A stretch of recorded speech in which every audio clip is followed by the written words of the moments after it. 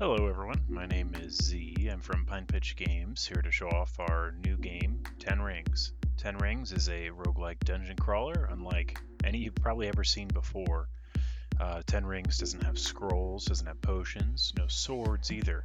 The only thing in the game that you can pick up and use on yourself are rings. And as the name suggests, you're only going to ever be able to wear 10 of them. So let's dive right in and let's show off the game a little bit here. This is a very, very early version of the game, so keep that in mind.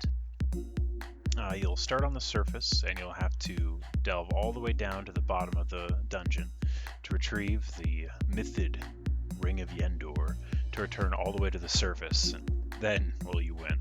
So, as you can already see, our little line of sight system. As I'm moving around this tree, I can't see what's directly behind it, but I can remember what's behind it from what I saw there before. Now, enemies won't show up, but generally the terrain will. So let's go ahead and pick up a couple rings here. I'm going to put this one on my first finger. I'm going to select my second finger and put this one on the second one. Now I have two really strong rings here. The first one is the Circlet of Acid Blood. That's a new ring just implemented today, and it does exactly what it sounds like. It turns all of your blood into acid. And I have a second one too.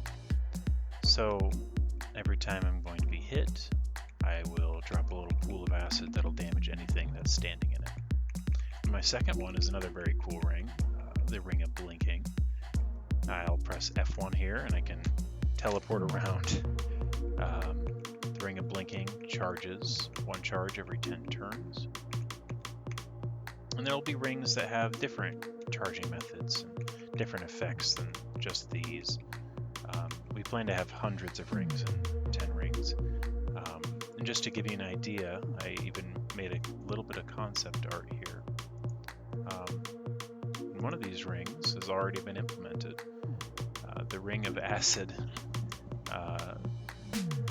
right there in the middle, you can see it's been implemented already, but there's a couple of other ones on there. I was just having some fun. But we plan to have hundreds of rings and 10 rings, and they'll have all sorts of effects, things that you can cast in certain spots, things that are passive. You'll have effects that affect other rings on your fingers, rings that offer different modifiers to other rings on your fingers. You'll even have donuts, that you can wear on your fingers, and it'll have 3 charges, and once you've taken your 3 bites, the donut ring will disappear. So let's go ahead and dive straight in. Now the first level here is the crypts, and as you can see, it's a little spooky. There's coffins all over the place, and these big brick walls, and little corpses of creatures that have died in years past. They even have little cobwebs, and if I walk through them enough, I could maybe even get stuck in one. You can see the other rings down here, and this will be your primary way of finding rings in the game. And you can even see a little zombie running towards me, so let's see if we can pick up a ring before he gets to me. Another Circlet of Acid Blood. Great. So let's run and maybe kite him through my blood here.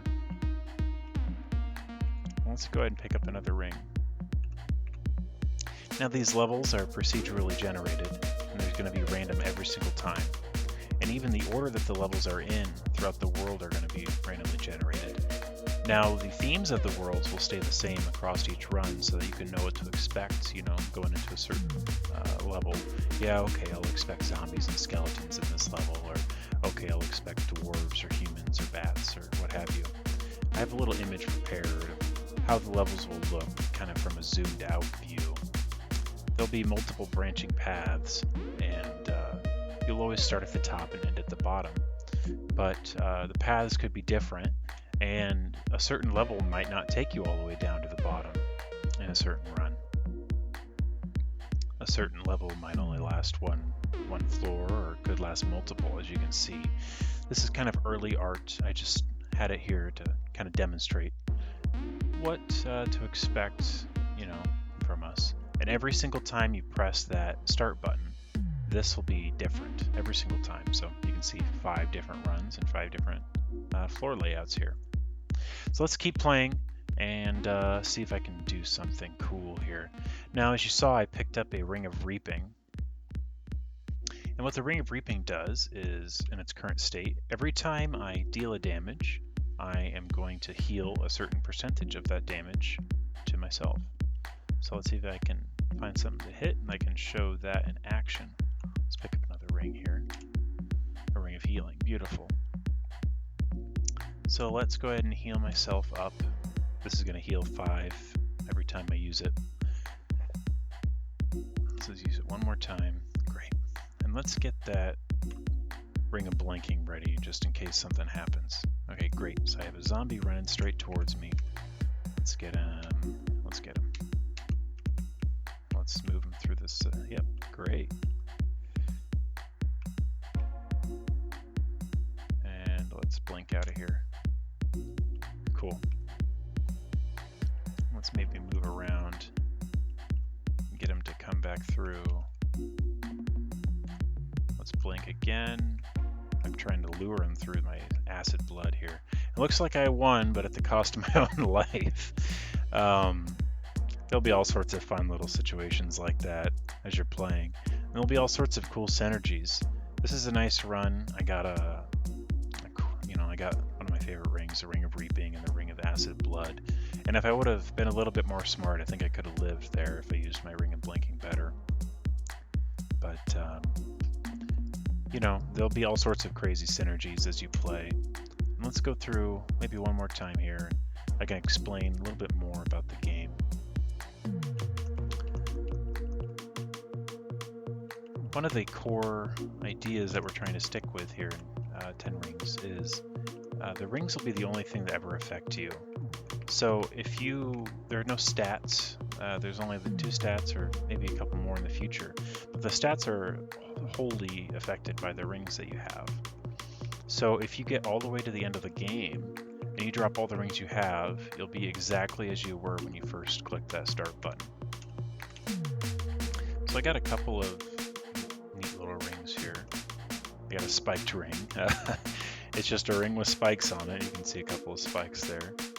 And it's just increased my melee score to 3, so it increased it by 2. We plan to have a way to fuse rings in the future. We plan to have a way to, we plan to have rings that eat other rings as like a cost. And we're always coming up with new rings, and it's kind of an easy thing to come up with, believe it or not.